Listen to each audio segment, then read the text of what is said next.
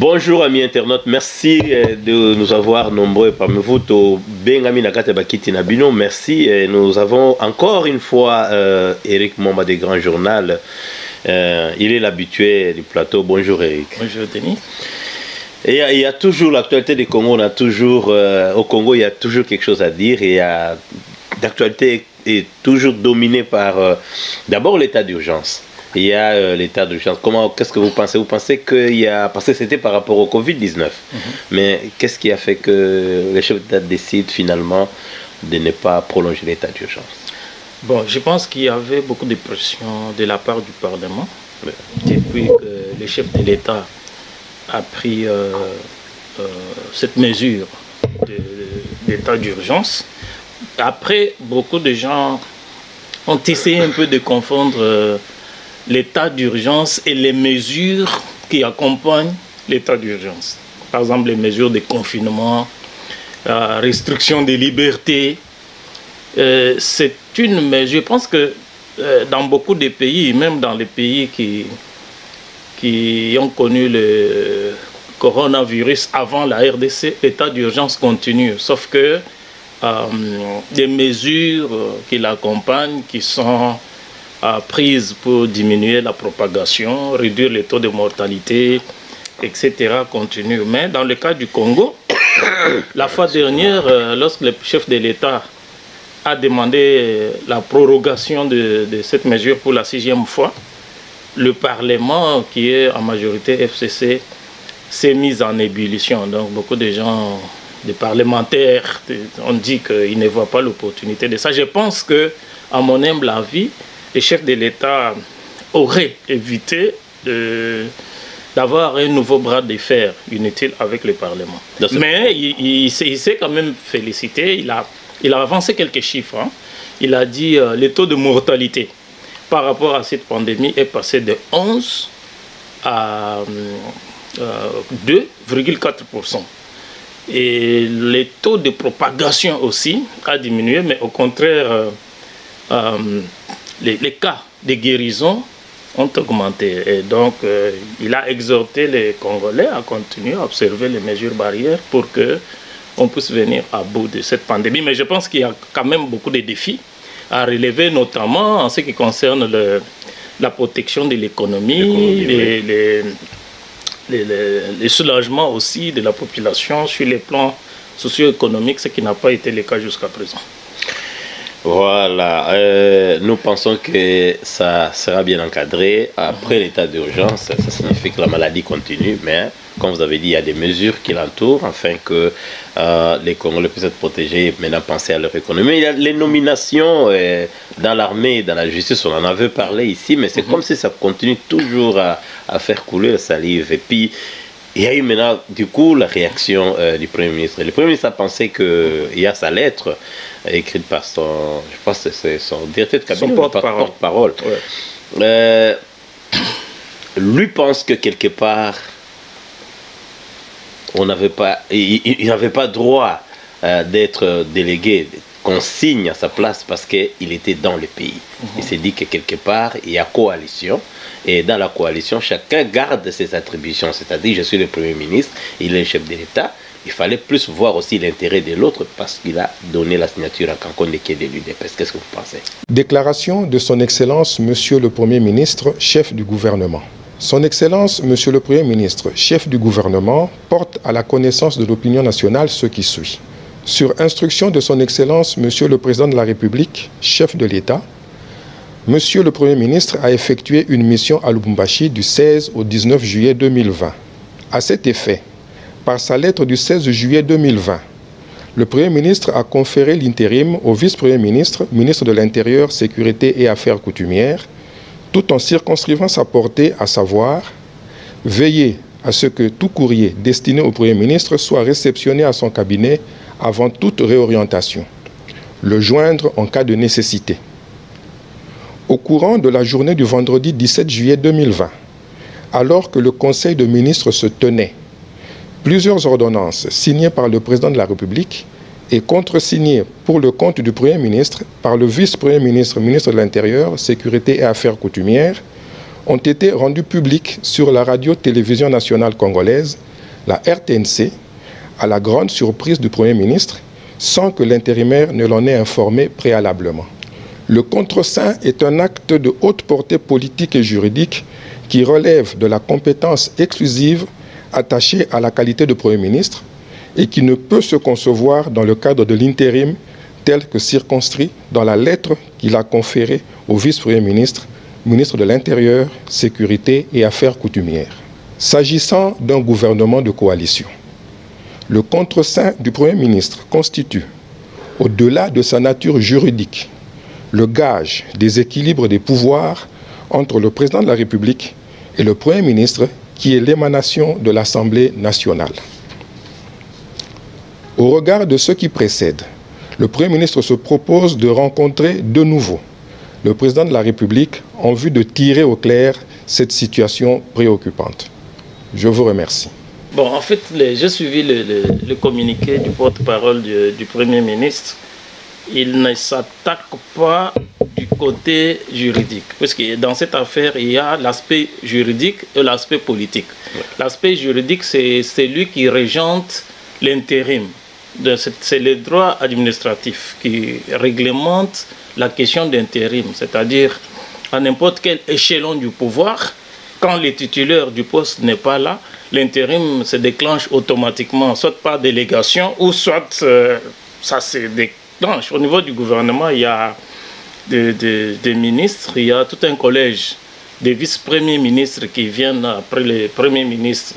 Vous avez, mais parmi tous ces ministres, celui de l'Intérieur, c'est ce qu'on appelle les ministres précédents. Donc immédiatement après le Premier ministre, c'est lui. Donc le président, le Premier ministre est en mission de service à Lubumbashi et le président a requis les contreseins du ministre, vice-premier ministre, ministre de l'Intérieur.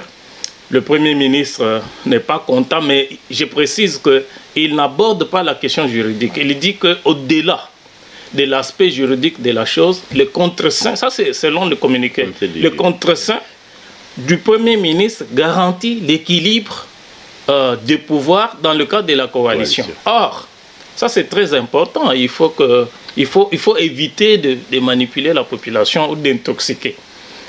Dans le cadre de la coalition, on se partage le pouvoir, mais à mon humble avis, dans le cadre d'un État démocratique, on ne peut pas se partager les magistrats et les généraux. On ne peut pas, l'armée et la magistrature sont apolitiques. On ne peut pas, d'un côté, avoir les généraux du CACH et de l'autre côté, avoir les généraux du FCC. Ce qui est d'ailleurs impossible parce que les généraux, ils les ont trouvés. Ce qui est impossible. Donc, l'armée est républicaine, elle est loyale au chef de l'État.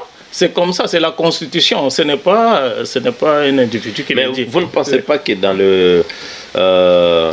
l'effet, dans l'équité même de la chose, parce qu'ils sont en coalition, c'est-à-dire pas se partager les généraux, mais quand même qu'il y ait un consensus autour des nominations, par exemple, des généraux. Je ne pense pas. C'est comme la fois dernière, on parlait de la magistrature. Ouais. Et il n'y a pas de... Lorsqu'on nomme dans l'armée, tout comme dans la magistrature, il n'y a pas de consensus.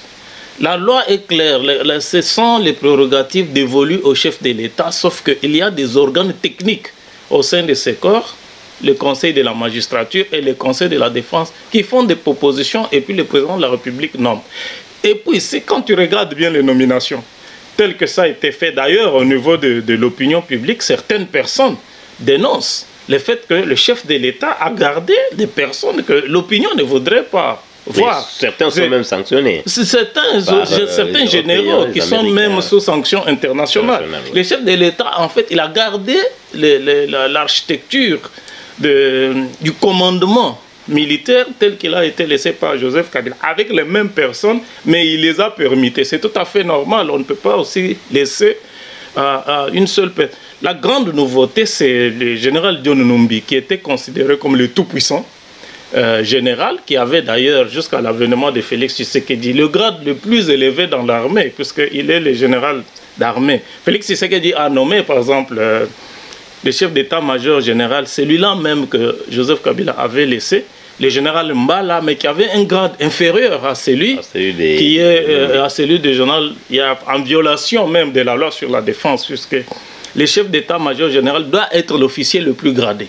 Félix Tshisekedi a corrigé cette anomalie, cette injustice, je peux dire, mais même le général Mbala reste en place. Le général Numbi, John Numbi, seul n'est pas repris. Et je pense que c'est la seule nouveauté. Mais il a quand même réagi. Il a réagi, mais avant d'arriver à lui, selon les spécialistes du droit administratif, les élucubrations du Premier ministre ne sont pas fondées. Et le Premier ministre, Ilon Kamba, c'est un professeur d'université. Lui-même évite, si tu lis bien le communiqué de son porte-parole, tu sens qu'il évite les côtés juridiques de la chose. Oui, parce qu'il fallait voir. Il évite ça. C'est-à-dire que... Nos lois n'empêchent pas. Est-ce que nos lois ça a déjà été fait. Les experts du droit administratif nous montrent très bien que ça arrive tout le temps. Et les derniers cas en date, c'est en 2018 avec Bruno Tshibala, je crois. Avec Bruno Tshibala qui est Premier ministre. Mais pour nommer les juges de la Cour constitutionnelle, l'ordonnance de 2018 a été contresignée par Léonard Chéou Kitundu, qui était vice-premier ministre et ministre des Affaires étrangères. José Makila, qui était vice-premier ministre et ministre des Transports, a signé aussi plusieurs fois, a contresigné plusieurs fois avec les chefs de l'État, Joseph Kabila, et ça n'a jamais posé de problème. Là, il y a eu jurisprudence. Là, il y a eu jurisprudence et ça ne pose aucun problème. Je pense que certaines sources, selon certaines sources, le Premier ministre s'est fait manipuler par certains caciques du FCC qui aimeraient le voir être sanctionné par le chef de l'État, comme c'est le cas de l'ancien vice-premier ministre, le ministre de la Justice, Tunda Yakasende, pour qu'eux ils puissent les remplacer. Je pense que, selon ces sources... Mais il devait être en harmonie avec son cas FCC. S'il faut, même Tunda, quand il le faisait, il pensait faire du bien à FCC. Et le pousser comme ça, on s'est dit que, disons aujourd'hui s'il démissionne, ils doivent présenter un autre Premier ministre. Oui, vous ne pensez pas qu'il y aura une crise, la crise? Non, il n'y a pas de crise. Avec le départ du vice-premier ministre, ministre de la Justice, Célestin Tunda, on l'a déjà dit dans cette émission, qui n'était pas n'importe qui, le gouvernement fonctionne comme si de rien n'était. Le FCC se bouscule déjà au portillon du chef de l'État avec le nom, sauf que le chef de l'État n'est pas pressé. Alors, il y a eu... Dans nos sources. Voilà, je vois. Certaines personnes ont appelé pour se demander si Eric Mwamba est devenu le porte-parole du chef de l'État. À la fin, voilà. Il paraît aux yeux de nos téléspectateurs qu'on m'a posé beaucoup de questions. Eric Mwamba, il est éditeur d'un journal, mais c'est comme s'il est dans la source des choses, parce qu'il dit des choses qui se font et quelque part, il défend aussi ce qui peut arriver. Parce qu'à un moment, on s'est dit que trop défendre le chef de l'État fait de vous pas un journaliste. Même non, mais on s'abreuve aux bonnes sources. Et c'est ça, on est là pour donner, nourrir notre population des bonnes informations. Et parfois, on fait des analyses prospectives, c'est-à-dire on anticipe un peu sur ce qui va arriver. Aujourd'hui, il y a beaucoup de noms qui se glissent sous le portillon du chef de l'État, sauf qu'il n'est pas pressé, puisque dans le cadre même de la coalition, chaque fois, un ministre appartient à un groupe, le vice-ministre, son adjoint, appartient à un autre groupe. Quand le ministre de la Justice est du FCC, son vice, son adjoint est de Cash. Alors, je pense que la situation de Tunda va aider les FCC à comprendre beaucoup de choses. Si vous faites un effort et que vous perdez votre place, mais Denis, tu te rappelles, non? Lambert Mende nous rabâchait toujours, même Alain Atundu nous parlait du pouvoir discrétionnaire du chef de l'État. C'est-à-dire, quand vous amenez vos dossiers, le chef de l'État les fera quand son temps lui permettra de les faire. Et vous ne savez pas. Dans la Constitution, il n'y a pas de délai prévu pour... C'est ça, je dois dire à nos téléspectateurs qu'Eric Mwamba, c'est un grand journaliste d'investigation. Et si vous suivez nos émissions, vous allez réaliser que il dit des choses à l'avance. Ce qui nous a d'ailleurs surpris, je peux reprendre ça aujourd'hui, quand il a dit un jour, le chef d'État peut décider d'envoyer le Premier ministre partout où il voudra en mission de service. Et vous savez, après 2-3 mois, ça s'est réalisé exactement comme il l'avait dit. Et je ne pense pas qu'à ce moment-là, quand Éric Momba l'avait dit, je ne pense pas que quelqu'un dans l'opinion pouvait y penser. On se disait que, qu'est-ce qu'il raconte? Oui. Alors je voulais donner cette précision. Mais le FCC aussi a réagi. Oui, Moulania, les coordonnateurs, oui, les coordonnateurs du FCC. Et il a pensé que, voilà, lui, il a pensé que la dictature commence à s'installer. Lui, il est allé loin. Hein? Ouais. Lui, il est allé très loin. Le tout-puissant directeur, ancien directeur de cabinet de l'ancien chef de l'État, Néhémie Moulania, professeur de droit, ouais. Lui, il est allé très loin. Donc, lui, il parle des dérives dictatoriales. Et il ne se limite pas là. Il parle de violation de la Constitution. Et il n'a pas la réserve du Premier ministre. Il dit que ce sont des violations de la Constitution qui peuvent entraîner des sanctions graves. Et quand il dit sanctions, c'est là où nous avons vraiment besoin de précision. Quand il dit sanctions graves, qu'est-ce que vous pensez que dans sa tête, il pense à quoi? Fameuse destitution, oui, puisque la trahison et tout ça. Oui, puisque la Constitution, telle que notre Constitution est faite, le chef de l'État peut dissoudre l'Assemblée nationale, mais l'Assemblée nationale aussi et le Sénat réunis en congrès peuvent solliciter la mise en accusation du chef de l'État. Sauf que là aussi, il faut dire que ce n'est pas facile de mettre... La procédure de mise en accusation du chef de l'État est une procédure qui peut prendre énormément de temps. Et puisqu'il faut passer par le parquet, après la Cour constitutionnelle. Et vous voyez la configuration actuelle de la Cour constitutionnelle.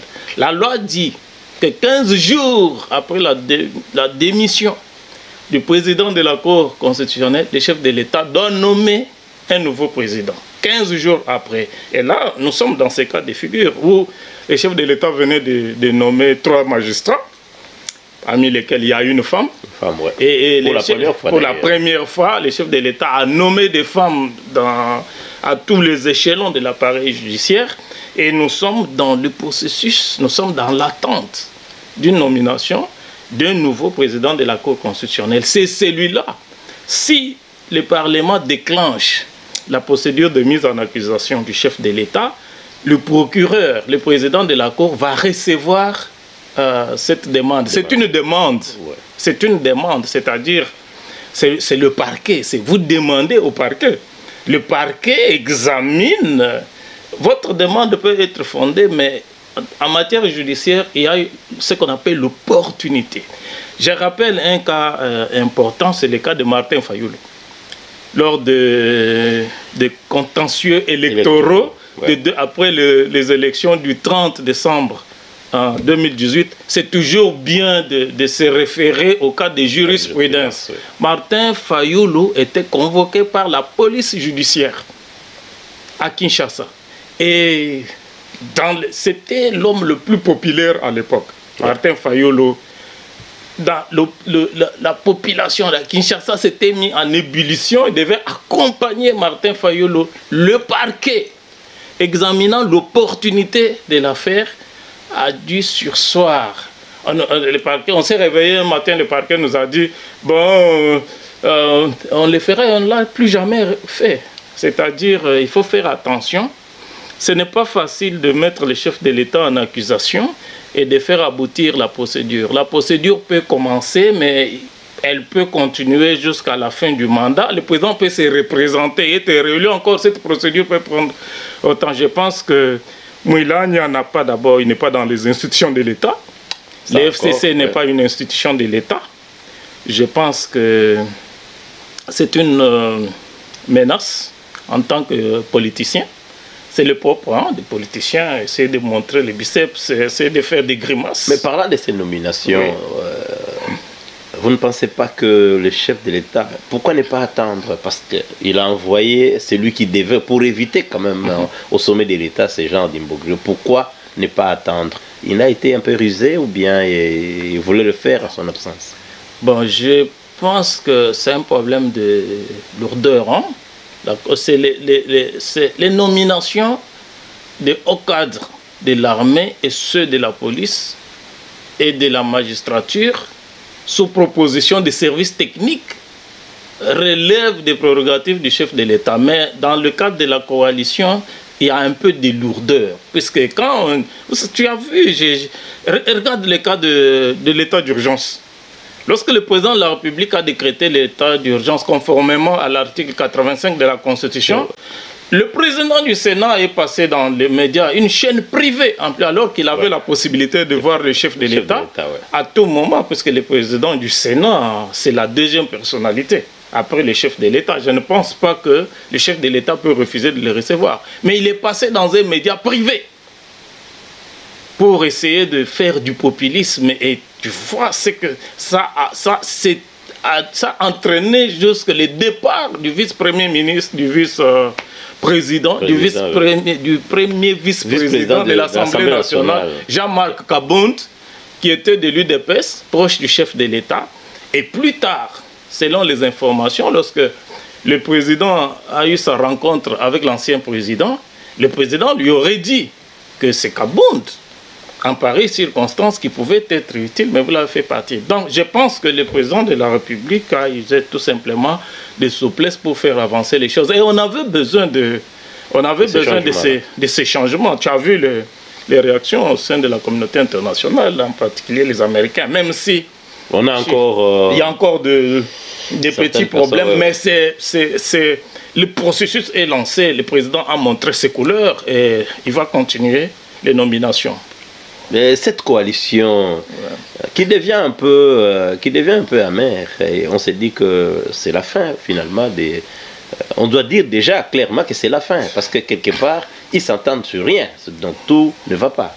Oui, c'est le cas du général John Numbi est anecdotique, puisque un officier général de son rang, il est à Lubumbashi, et lorsque le chef de l'État demanda à tous les généraux de venir à Kinshasa, lui n'est pas venu. Et selon les informations, parmi les motifs de la mission du Premier ministre et ministre de la Défense à Lubumbashi, le président les a chargés, entre autres, parce qu'il devait ramener la tranquillité, la paix au Katanga, après les échauffourées entre tout ce qu'il y a eu, après la marche de l'UDPS et beaucoup d'autres problèmes sécuritaires, les Gédéons Kyungu, etc. Le président a demandé au Premier ministre et au ministre de la Défense de ramener John Numbi à Kinshasa, mais John Numbi leur dit... Pas en état d'arrestation, tout simplement. Pas en état d'arrestation, puisque le Premier ministre ne peut pas arrêter quelqu'un, ni le ministre de la Défense. Mais je pense que le président de la République a voulu utiliser sa méthode de soft power. On en parle souvent dans cette émission. Mais John Numbi dit que sa sécurité n'est pas garantie à Kinshasa. Ça montre quand même que la peur change petit à petit des camps. Et l'avenir de la coalition. Et dans sa réaction, il semblait accuser ses amis de l'armée, évidemment, les amis des FCC, de l'avoir trahi ou d'avoir dit certaines choses au chef de l'État. Vous pensez que c'est sérieux ou bien c'est responsable dans les réactions? Tu sais, John Numbi est à ses postes de responsabilité depuis plus de 20 ans. Je pense qu'il doit utiliser aussi le langage diplomatique. Il a dit que le chef de l'État l'apprécie beaucoup, qu'il a toujours été loyal, il a accompli des missions difficiles, au péril même de sa vie, il a toujours exécuté les ordres du chef de l'État sans faille, et que cela a suscité la jalousie, puisque d'après lui, le président de la République, lors des conseils des réunions de sécurité, lui faisait beaucoup de compliments, beaucoup d'éloges, et que ça aurait créé beaucoup d'ennemis qui sont allés l'accuser faussement auprès du chef de l'État pour qu'il subisse le sort qui est le sien aujourd'hui. Mais toujours dans la même lancée, on voit les fameux seigneurs, les princes du Katanga. Les notables katangais, avec en leur tête le gouverneur honoraire et le premier du Haut-Katanga, Jean-Claude Kazembe Moussonda, sont allés réconforter l'un de leurs en la personne du général John Numbi Tambo, qui n'a pas été reconduit dans ses fonctions militaires. Plusieurs personnes ont effectué ce déplacement jusqu'à la ferme privée du concerné. Ici, c'est un message d'unité que lance Jean-Claude Kazembe Moussonda. Toto ya Katanga. Mon famille yote amukosake mambo. Mambo ya famille banatengenezaka mu famille. Joseph Kabila Kamil kukosea unirumie ba.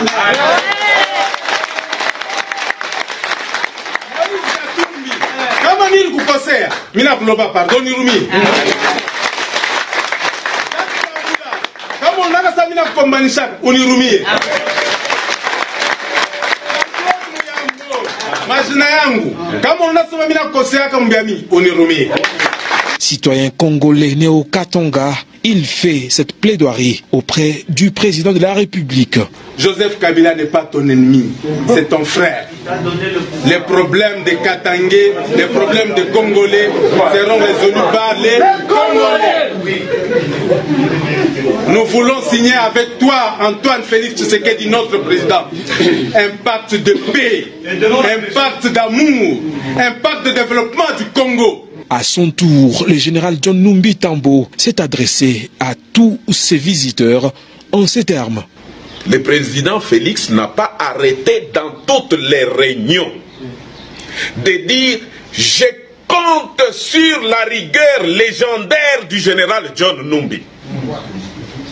Chaque jour, ça créait des ennemis, ça créait des jaloux. Et au finish, ils induisent le président en erreur. Je ne suis pas un agneau. Cette cérémonie s'est clôturée par une visite. Les notables du Katanga. Oui, ils sont allés voir John Numbi pour lui dire leur compassion, un soutien. Ouais. Mais le soutien, c'est contre le pouvoir central. Oui, mais pour eux, John Numbi ne doit pas subir ses sorts, mais dans l'armée, cela arrive de temps en temps qu'un officier soit laissé sur les carreaux. Et puis, parce que ces postes-là, ce sont des postes politiques. Quand on est assez haut niveau des responsabilités, le chef de l'État tient compte de beaucoup de paramètres. Il peut arriver qu'un officier tombe en disgrâce, mais il faut observer ce qu'on appellerait ici les good behavior. Ouais. Donc, tu restes... la bonne conduite. La bonne conduite, tu appartiens toujours à l'armée, tu as ta solde, tu as tes avantages, tu restes à la maison tranquillement. Mais un militaire qui ne commande pas le troupe... Mais n'oublie pas, Denis, que lorsque Floribert Chebeya est tué, c'est John Numbi qui était le patron de la police. Il semble même qu'il répondait à son invitation, qu'il a toujours nié. Il répondait à son invitation, qu'il a nié, mais à ce moment-là, bon, ça c'est la justice qui doit le prouver, mais à ce moment-là, John Numbi avait perdu son poste. Il était resté tranquillement à la maison jusqu'à ce que l'ancien chef de l'État les rappelle encore le conflit d'autorité. Je pense que donc, il pouvait avoir la même attitude. Je pense que quand on est officier de ce rang-là, on doit rester loyal à la République. Mais pourquoi ne pas dire à la population, dire au peuple congolais que nous sommes presque en rupture avec FCC, cache FCC? Parce qu'au fur et à mesure que la population vivra de telles scènes, ils se disent que est-ce que le chef de l'État a encore le sens dans ce qu'il dit? Là, je me réfère à son discours après Congo-Brazzaville. On en avait parlé ici. Ouais. Mais là, nous réfléchissons en train de voir est-ce que le peuple congolais finira toujours par supporter ce genre d'hypocrisie. Bon, la politique n'est pas les lieux où les gens doivent aller chercher l'honnêteté. La politique, oui, c'est un terrain où tous les coups bas, quand on lit Machiavel, même quand on lit les pères fondateurs de sciences politiques, de la démocratie et des droits de l'homme tels que les Jean-Jacques Rousseau et autres, ils nous montrent bien que la politique est un terrain où les caïmans, hein, c'est un marigot rempli de caïmans et c'est la jungle. Dans ces conditions-là, il n'y a pas d'honnêteté, c'est des coups bas, c'est normal. Alors, de ce pas, le chef de l'État a encore mis sur pied une agence de prévention contre la lutte contre la corruption. Et pourtant, nous avons déjà, on a parlé de la corruption, et puis il y a eu le bureau de Lubambi Zolo, Zolo Bambi, en fait. Vous pensez que c'est quelque chose de trop? Est-ce que la corruption pourra... Est-ce que ça va vraiment aider plus que ce qui s'est passé avant? Bon, tu sais, Denis, le professeur Zolo Bambi, aujourd'hui, il fait office de référence pour beaucoup de gens. Son travail, ses rapports sont toujours cités en exemple, mais je n'ai jamais partagé. Moi, j'ai écrit des articles où j'ai dit carrément que le Zolo Bambi, c'était le gâchis qui puisse exister au niveau de la République. C'est un ancien professeur du droit pénal, un ancien ministre de la Justice, qui n'a jamais montré sa passion pour la lutte contre la corruption. Mais ce genre de structures, je pense que ce sont des structures budgétivores. Et c'est des structures qu'on met en place. Après, il faut les doter d'autant de personnes qui vont chercher à avoir des voitures de luxe, des maisons, des bureaux, etc. C'est énormément d'argent qui sont...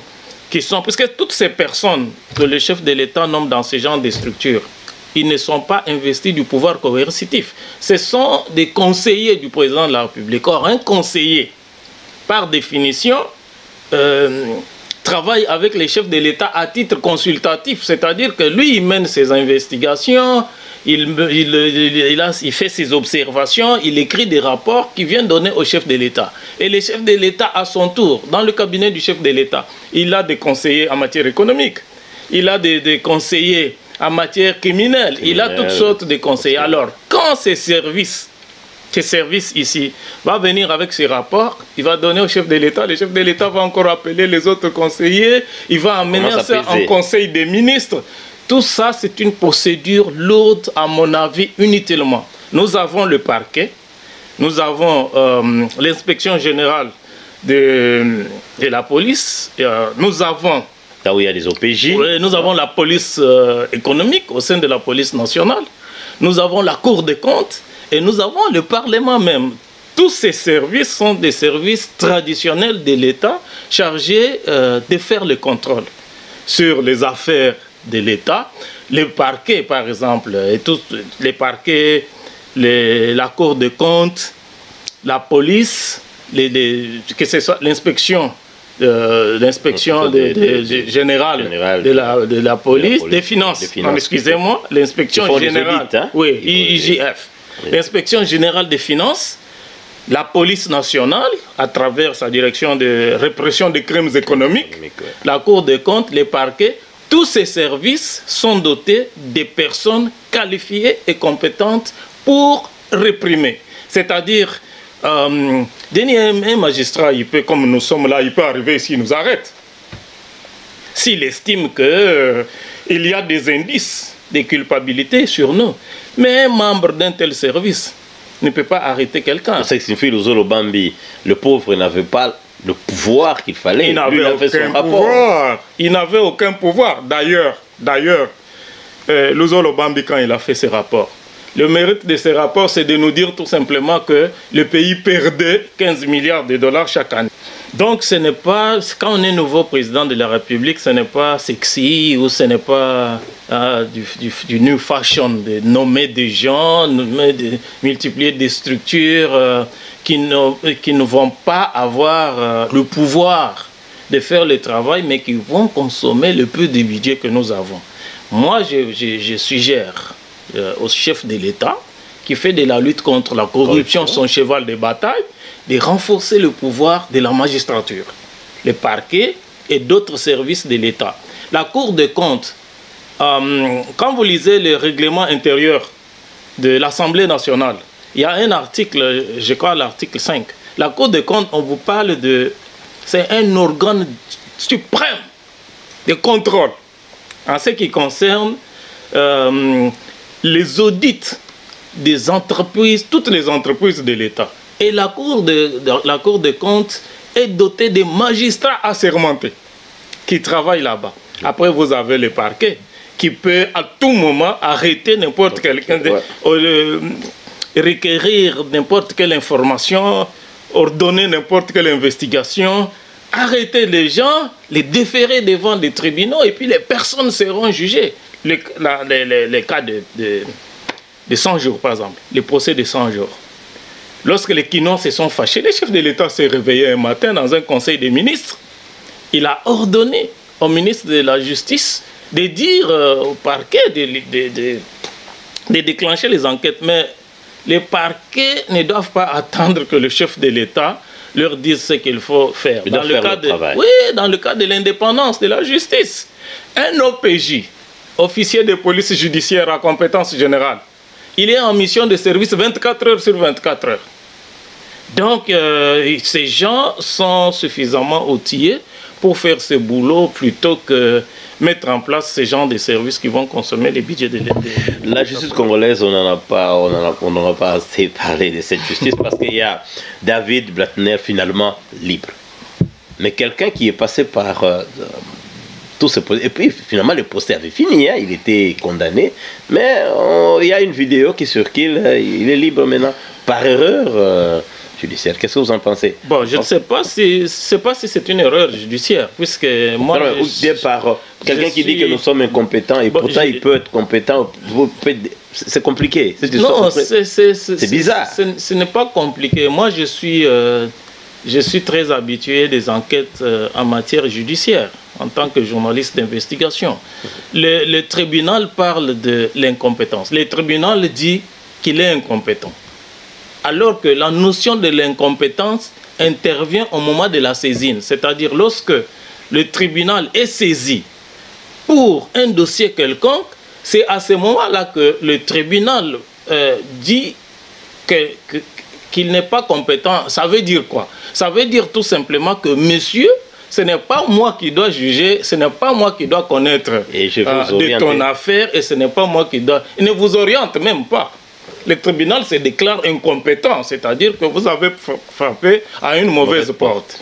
Et or, dans le cas d'Elwin Blattner, je crois que David, c'est son père, ce sont des personnalités sur lesquelles j'ai enquêté. Tu te rappelles, Denis, depuis les années 2012 jusqu'à aujourd'hui, je mène des enquêtes sur ces personnalités.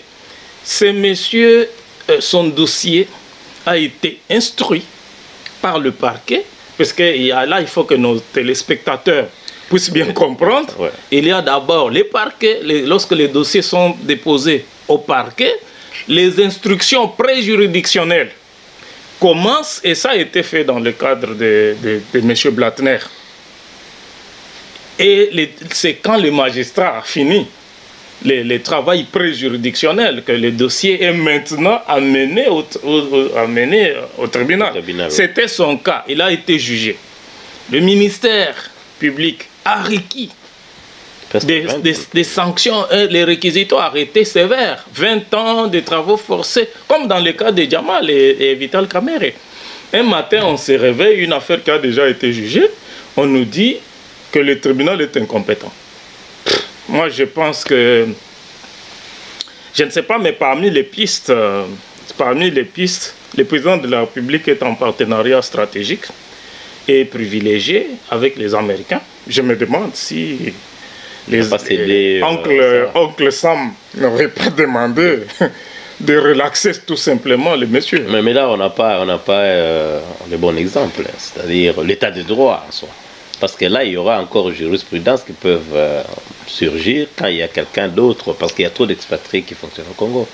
Et évidemment, quand je me rappelle encore du discours du chef d'État le 30 juin, il a dit nous devons renforcer l'appareil judiciaire congolais et puis mettre le moyen, recruter les magistrats, tout ça. Mais quand nous remarquons ça, nous commençons quelque part aussi à devenir un peu dubitatifs. Bon, il ne faudrait pas conclure de manière hâtive, sauf que si cela arrivait, puisque si le tribunal de grande instance, ils sont au tribunal de grande instance, qui dit qu'il ne s'agit pas de la corruption, il s'agit du détournement, il s'agit d'abus de confiance. Mais n'allons pas vite en besogne. Observons comment, s'il y a une autre juridiction qui va se saisir de l'affaire. Mais si cela s'est confirmé, puisque n'oubliez pas que dans cette affaire, il y a même des cautions qui ont été versées en millions de dollars. Et dans le réquisitoire, le ministère public a exigé que les montants, les sommes qui ont été versées soient saisies, puisque le monsieur n'avait même pas droit à la libération conditionnelle. Ça veut dire quoi? Ça veut dire tout simplement que si cela arrivait, c'est un mauvais exemple, c'est un mauvais précédent, nous risquons de nous retrouver dans la fameuse danse des Brésiliens, les tangos. On fait un pas en avant, deux pas en arrière. On est sur place. Puisque... Et on recule d'ailleurs. Tu as vu oui, non, mais si on fait un pas devant, deux pas derrière, toi-même tu dois savoir alors ce qui arrive. Puisque les chefs de l'État quand même... montré un bon exemple dans la semaine avec les obsèques du juge Yanni. D'abord, il a nommé à titre posthume comme président du tribunal.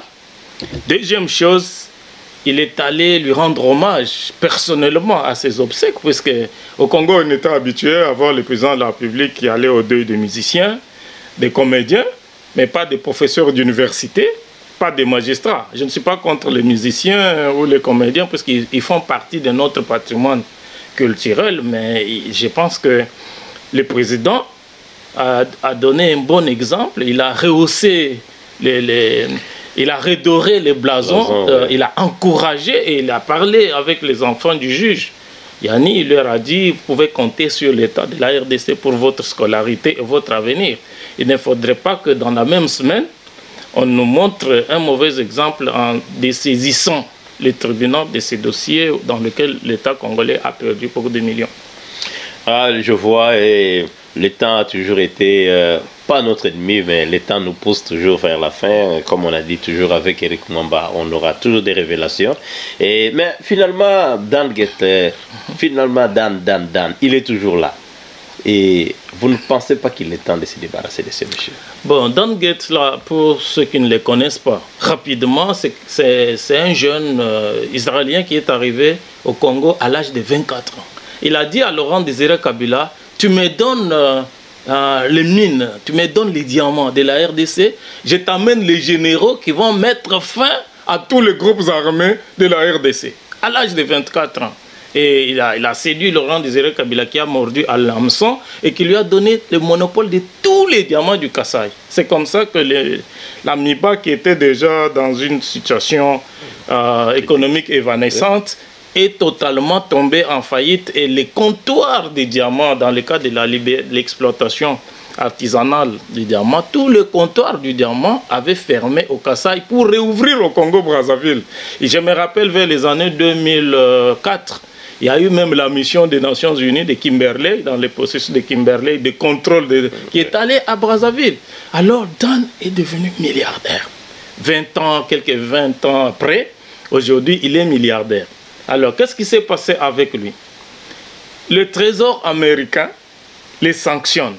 Et les sanctions du Trésor américain ont ceci de particulier que quand un homme d'affaires est sanctionné pour blanchiment d'argent, corruption, financement du terrorisme, il ne peut pas utiliser les dollars américains. Alors Dan transfère ses affaires au Congo, il signe des contrats avec les Européens pour faire les transactions en dollars avec les banques congolaises.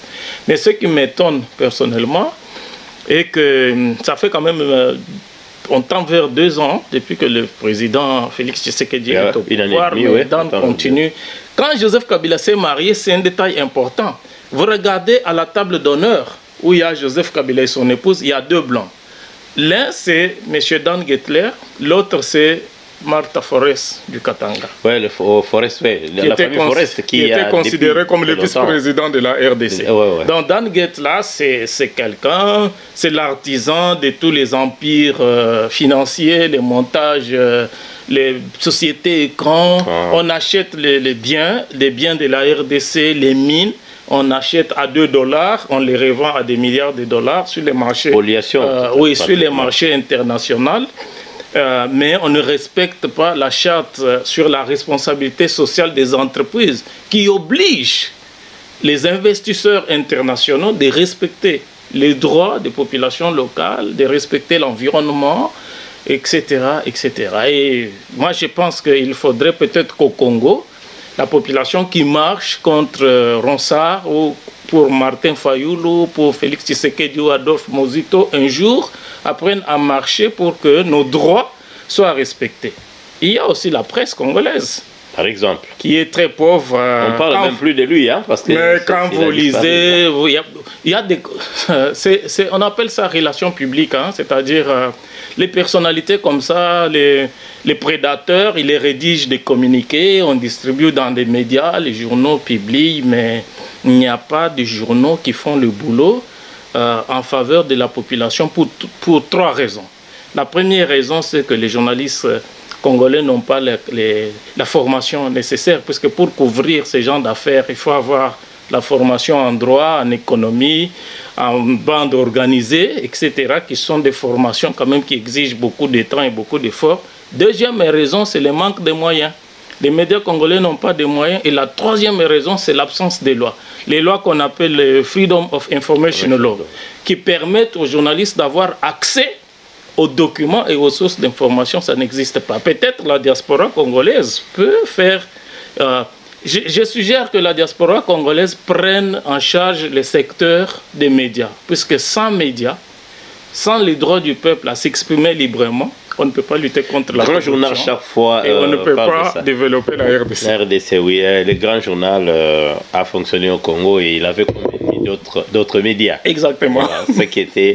En tout cas, merci beaucoup, Éric Mwamba, de chaque fois venir éclairer à nos téléspectateurs. Merci, et nous ne pensons pas que c'est la dernière fois. D'ailleurs, nous avons dit que ça, c'est la maison des News 24 et Grand Journal, nous attendons toujours parce qu'il y a ceux-là qui ont envoyé leur WhatsApp et ils ont dit que vous pouvez, dès que vous serez prêt à envoyer votre PDF, ils attendent le Grand Journal. Mais les défauts des News 24, c'est que le temps passe trop vite. Je vois, oui. Merci Éric Mwamba et merci chers téléspectateurs d'avoir été patients avec nous et nous vous disons à la prochaine et merci.